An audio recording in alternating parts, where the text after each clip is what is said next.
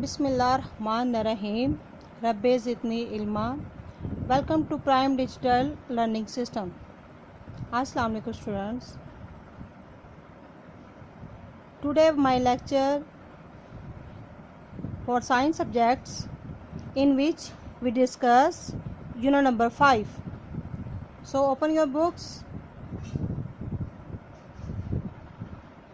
देखिए students, unit number 5 environments and food change. इस chapter में हमने लेक्चर नंबर 1 में कुछ अपनी इन्वायरमेंट और एयर के मुतालिक पढ़ा था कि जानवर जो से हैं वो अपनी इन्वायरमेंट के मुताबिक ज़िंदगी गुजारते हैं। अगर उनकी ज़िंदगी के मुताबिक इन्वायरमेंट मुनासिब ना हो तो वो अपनी जगह चेंज कर लेते हैं। तो अल्लाह ताला ने इंसानों और पौधों को उनकी इन्वायरमेंट के मुताबिक बनाया है। इसी तरह बाज़ पौधे खुश्की पर रहते हैं, बाज़ पानी में रहते हैं और उनकी सांस लेने के लिहाज से वो मुख्तलिफ़ पैमाने पर मुख्तलिफ़ किस्म के लोग, पौधे, जानवर रहते हैं। ये 3 टॉपिक हम लेक्चर नंबर 1 में डिस्कस कर चुके हैं। इन्वायरमेंट, वाटर एंड एयर के पौधों को ज़िंदा रहने के लिए पानी, हवा और सूरज की रोशनी की ज़रूरत होती है और उनको इन्वायरमेंट अपनी लाइफ के मुताबिक उनकी ज़रूरत होती है। Now we discuss page number 44 of unit number 5. So open your books. देखिए स्टूडेंट्स, पेज नंबर 43 पर ये छोटा सा टॉपिक हमारा रह गया था, मिनरल्स, नमकियात। ये नमकियात क्या होते हैं? देखें, सॉइल कंटेन्स मिनरल्स कि मिट्टी नमकियात पर मुश्तमिल होती है। Living things need minerals for health and growth. कि ज़िंदा चीज़ों को सेहतमंद रहने के लिए और अपनी नशोनुमा मुकम्मल करने के लिए नमकियात की ज़रूरत होती है। यानी अगर हमने सेहतमंद होना है या हमारी ग्रोथ हम चाहते हैं कि अच्छी हो तो उसके लिए हमें मिनरल्स की ज़रूरत होती है। इसी तरह पौधों को भी मिनरल्स की ज़रूरत होती है और ये मिनरल्स वो ज़मीन से हासिल करते हैं और जानवर पौधों को खाकर ये मिनरल्स हासिल करते हैं। इसी तरह इंसान पौधों और जानवर दोनों को खाकर अपनी मिनरल्स की रिक्वायरमेंट्स को पूरा करता है। देखें, plants take in minerals through their roots directly from the soil. पौधे ज़मीन से अपनी जड़ों की मदद से मिनरल्स हासिल करते हैं। Animals take in minerals by eating plants. जानवर ये मिनरल्स पौधों को खाकर हासिल करते हैं। यानी जब जानवर इन पौधों को खुराक के तौर पर इस्तेमाल करते हैं तो ये मिनरल्स पौधों से जानवरों के जिस्म में चले जाते हैं। इसी तरह human take minerals by eating plants and herbivores animals.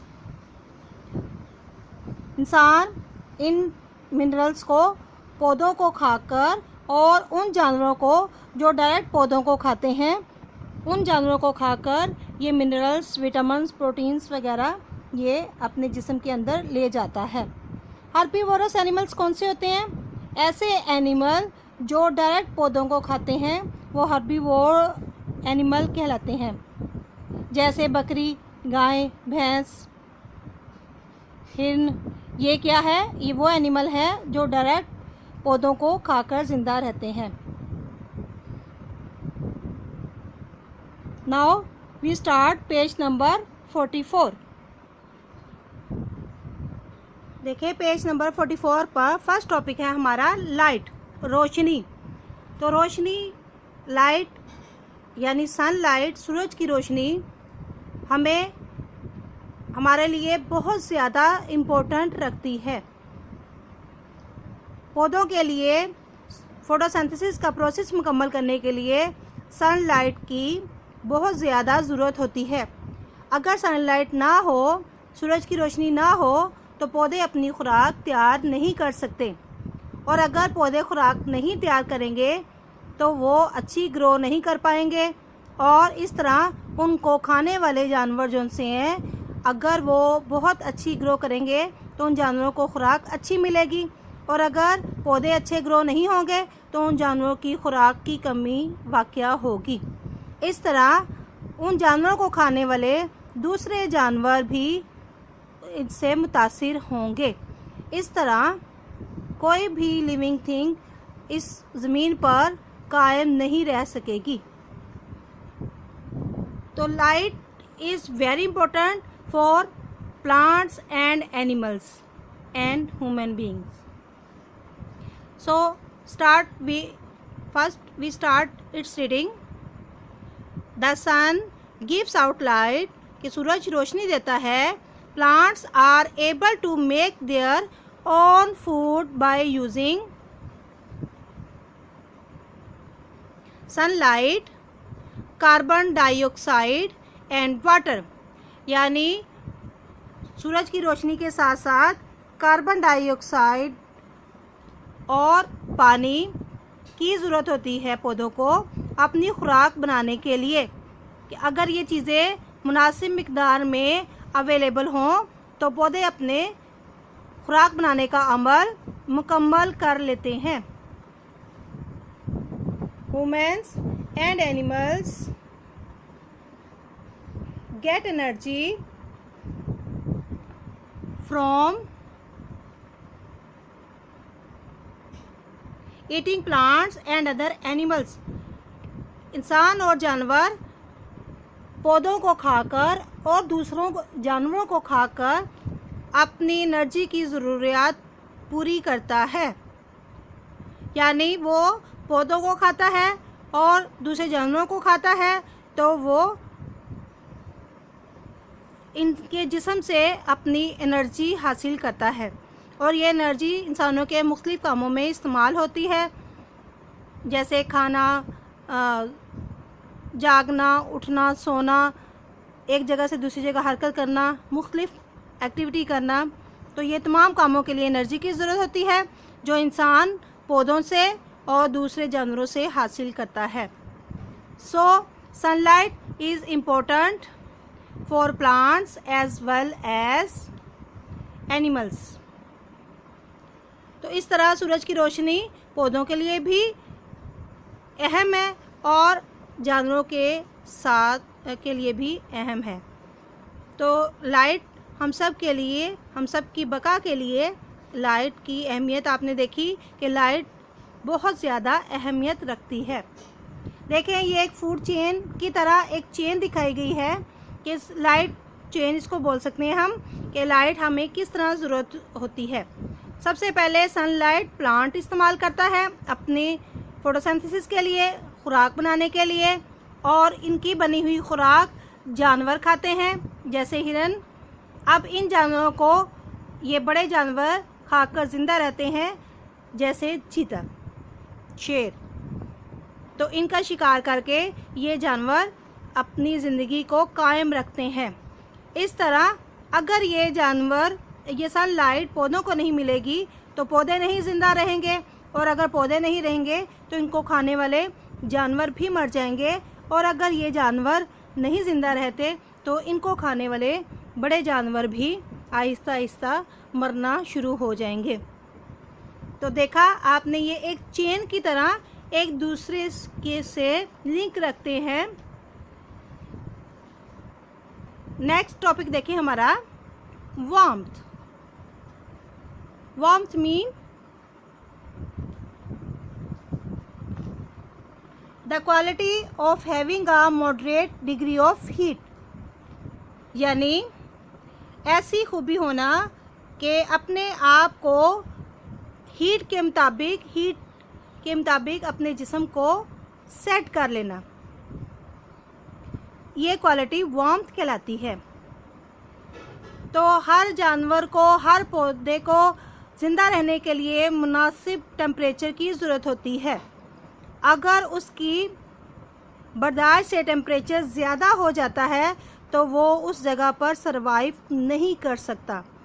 इसी तरह अगर टेम्परेचर उसकी रिक्वायरमेंट से बहुत कम होता है, जैसे बहुत ज़्यादा सर्द इलाके हैं, तो ऐसे इलाकों में भी जानवर सरवाइव नहीं कर पाते जो जानवर नॉर्मल टेम्परेचर में अपनी ज़िंदगी गुजारते हैं। तो हर इलाके में उसके टेम्परेचर के मुताबिक जानवर पाए जाते हैं, यानी जो बहुत ज़्यादा सर्दी बर्दाश्त कर सकता है वो बर्फ़ानी इलाकों में पाए जाते हैं, और जो बहुत ज़्यादा गर्मी बर्दाश्त कर सकता है वो गर्म इलाकों में जानवर पाए जाते हैं। इस तरह different plants and animals different जगहों पर डिफरेंट मिलते हैं। देखें, इसकी हम रीडिंग करते हैं। Warmth. Most living things need some warmth for life, के जिंदा चीज़ों को अपनी ज़िंदगी गुजारने के लिए एक मुनासिब टेम्परेचर की ज़रूरत होती है। In most places on the earth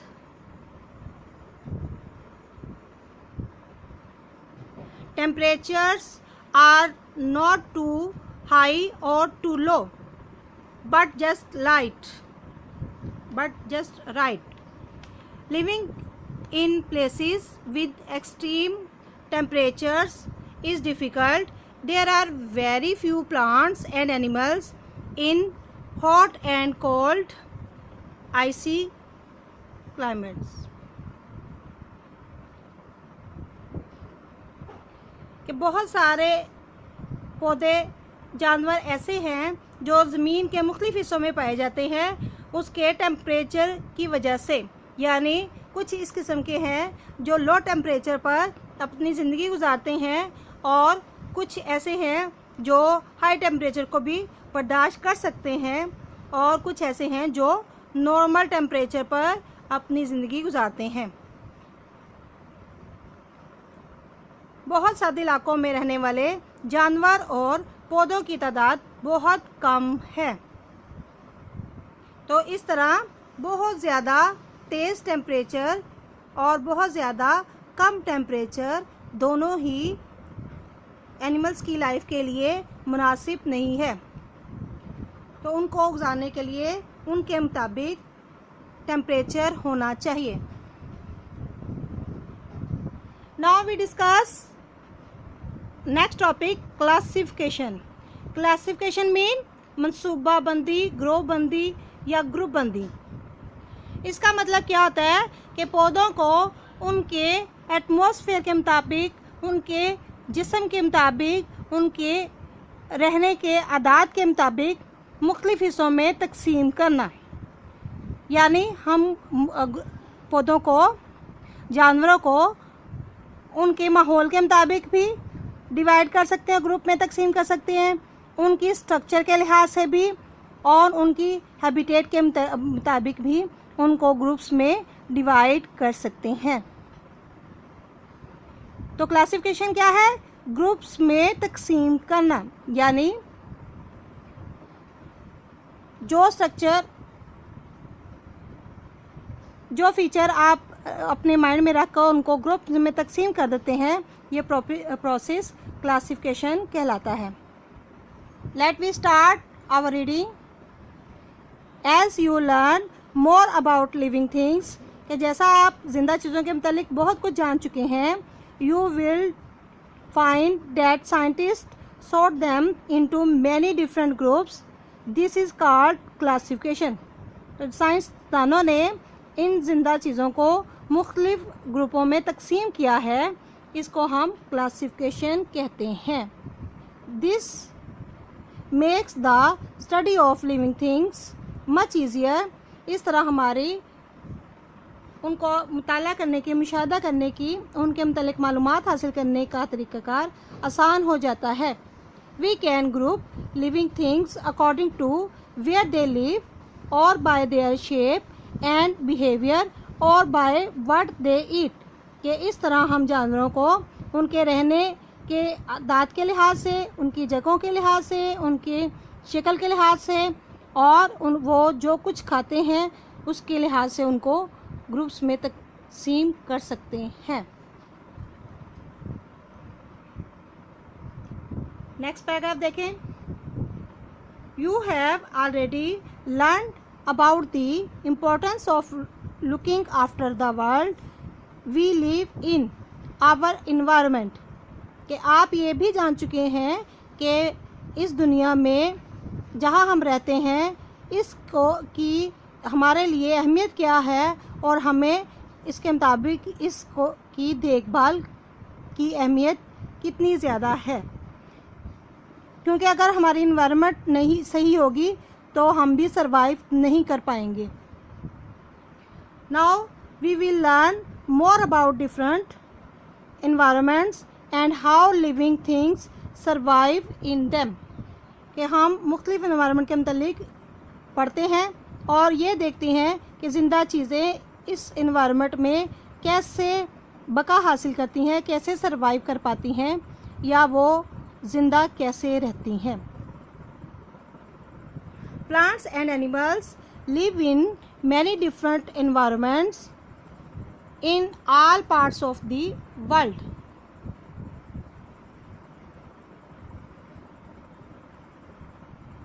In the hot deserts, high up in the mountains and in the water. पौधे और जानवर मुख्तलिफ इन्वायरमेंट में मुख्तलिफ तरीक़ों से रहते हैं, जैसे बहुत गर्म सहरा हॉट डेजर्ट्स, इसी तरह पहाड़ों पर और पानी में। तो इनके रहने की जगहें मुख्तलिफ होती हैं, तो ये दुनिया के मुख्तलिफ हिस्सों में पाए जाते हैं। देखो बच्चों, पेज नंबर 44 पर आपने 3 टॉपिक डिस्कस किए, लाइट, वार्मथ एंड क्लासिफिकेशन, कि हमारे लिए पौधों के लिए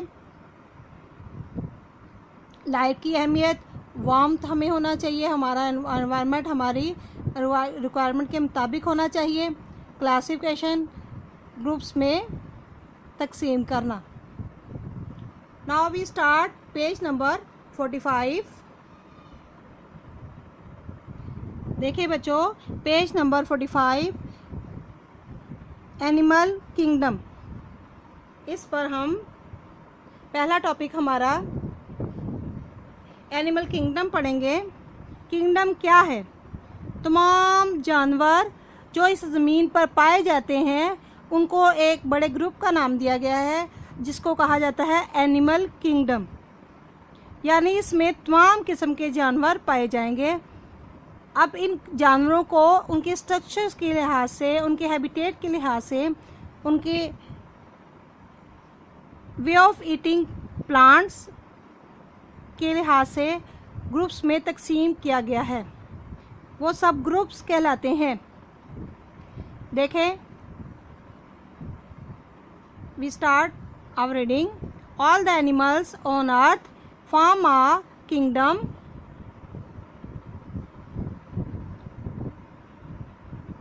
called the animals kingdom. The animal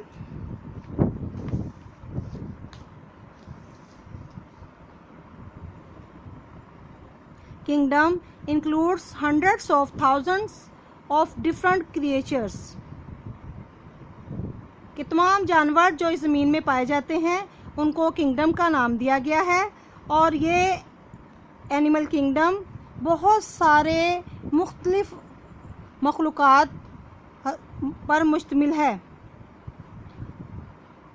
सैकड़ों हज़ारों एनिमल्स इसके अंदर शामिल हैं।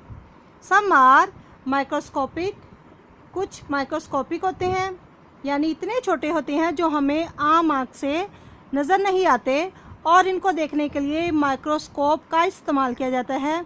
उन एनिमल्स को माइक्रोस्कोपिक कहा जाता है।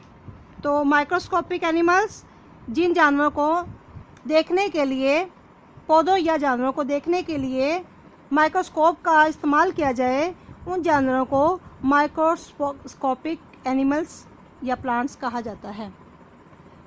So small that they can only be seen under a microscope, यानी ये ऐसे एनिमल्स होते हैं जिनको देखने के लिए माइक्रोस्कोप का इस्तेमाल किया जाता है। Others are real giants such as the enormous blue whale.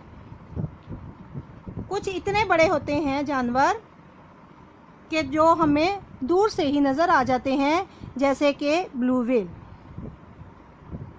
बहुत बड़ी मछली होती है जो हमें फ़ौरन नज़र आ जाती है पानी में, अगर ये पानी की सतह पर आई हो। नेक्स्ट टॉपिक देखें, एनिमल्स इन्वायरमेंट, जानवरों का माहौल। We can classify animals according to which of the 4 different environments, कि हम जानवरों को 4 मुख्तलिफ माहौल के लिहाज से इनको 4 ग्रुप्स में तकसीम कर सकते हैं। कौन कौन से ग्रुप हैं देखें। They live in terrestrial animals live on the ground. First group है हमारा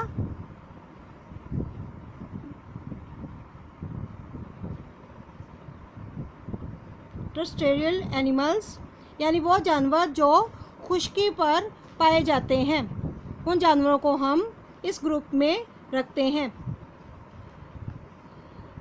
live on the ground, they spend most of the time on land, but some can also swim, लेकिन कुछ तैर भी सकते हैं।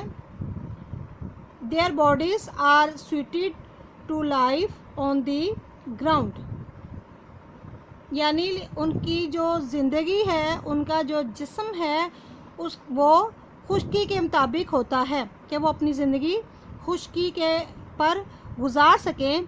इस किस्म का स्ट्रक्चर अल्लाह ताला ने उनका बनाया होता है। तो उनकी बॉडी जो सी है वो ग्राउंड पर रहने के लिए मुनासिब होती है। They have legs to walk on and lungs to breathe with, कि उनके टांगे होती हैं चलने के लिए और सांस लेने के लिए लंग्स यानी फेफड़े उनके जिस्म के अंदर मौजूद होते हैं। Animals such as the snake have scales which help them to crawl. Their senses are well developed, के सांप जिनके ऊपर स्केल्स बने होते हैं जो उनकी को रेंगने में मदद देते हैं। क्रॉल मीन रेंगना। और उनकी सेंसेस इतनी तेज़ होती हैं कि वो ख़तरे को बहुत जल्द उसकी शिनाख्त कर लेते हैं। तो देखें, हर जानवर का स्ट्रक्चर उसकी इन्वायरमेंट के मुताबिक बना होता है। ये कुछ टेरेस्ट्रियल एनिमल्स दिखाए गए हैं, जैसे एलिफेंट, ज़ेब्रा, लायन, डॉग और इसी तरह जिराफ। नेक्स्ट देखिए reading. Animals that live in cold places have thick furry coats to keep them warm.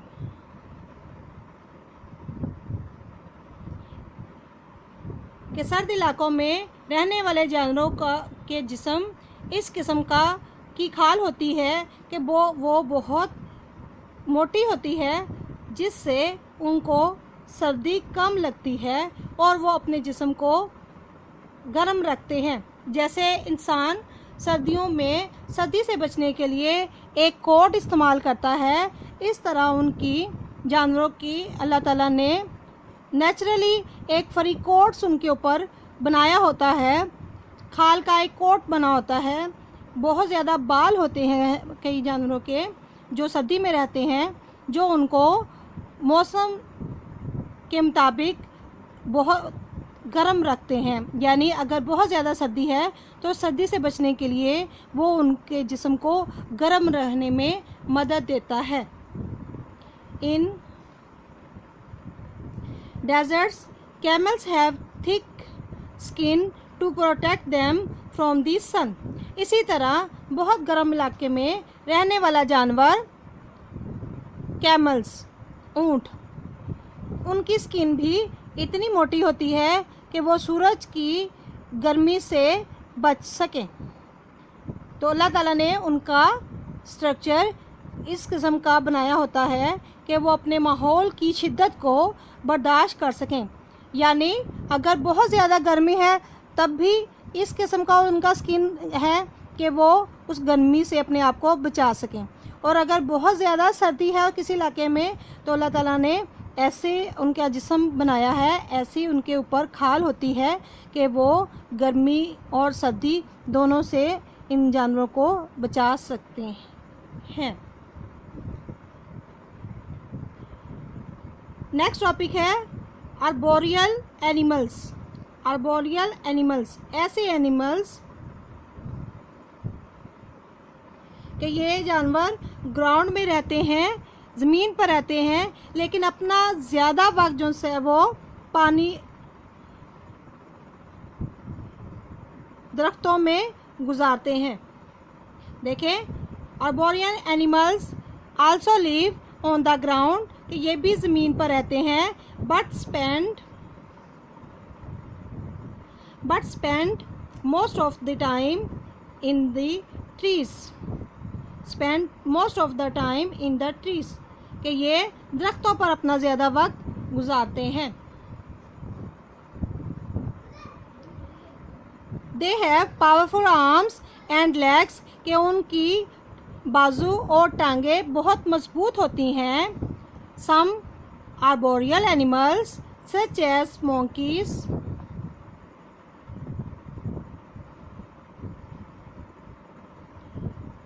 monkeys, के जैसे बंदर, and apes can swim from branch to branch. They use their tail to grip branches. Others, such as the lizard, opossum, and squirrel, have sharp claws that help them to climb.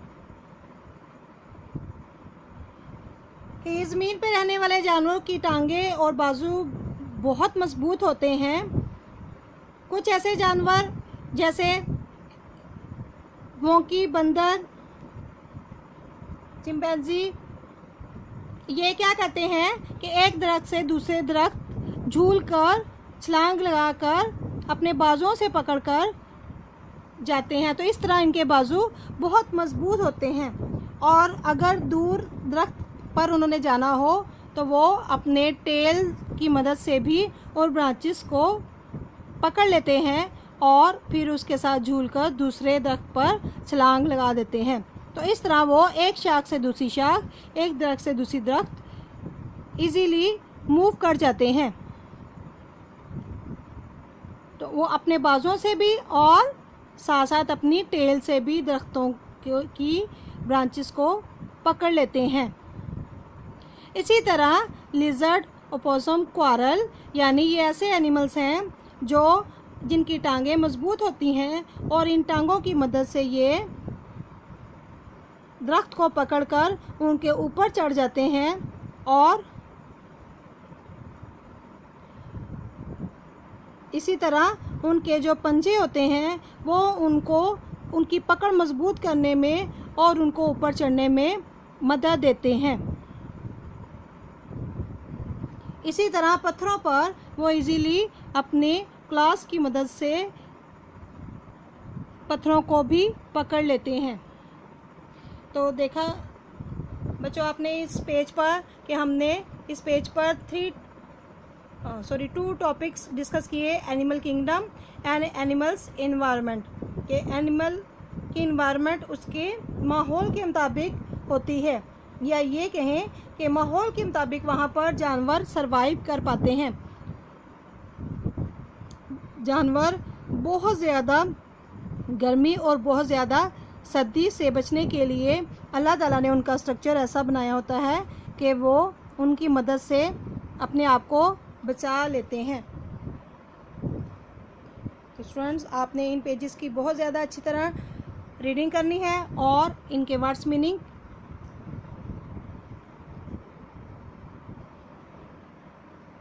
In words meaning को आपने learn करना है। Terrestrial animals खुशकी के जानवर, microscopic वो जानवर जो सिर्फ हम माइक्रोस्कोप की मदद से देख सकते हैं, और आर्बोरियल एनिमल्स यानी वो जानवर जो खुशकी पर रहते हैं लेकिन ज़्यादा वक्त अपना दरख्तों पर गुजारते हैं, जैसे मोंकी वगैरह।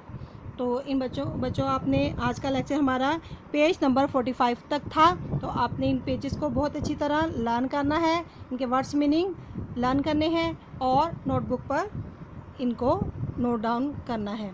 ओके स्टूडेंट्स, अल्लाह हाफिज़, टेक केयर।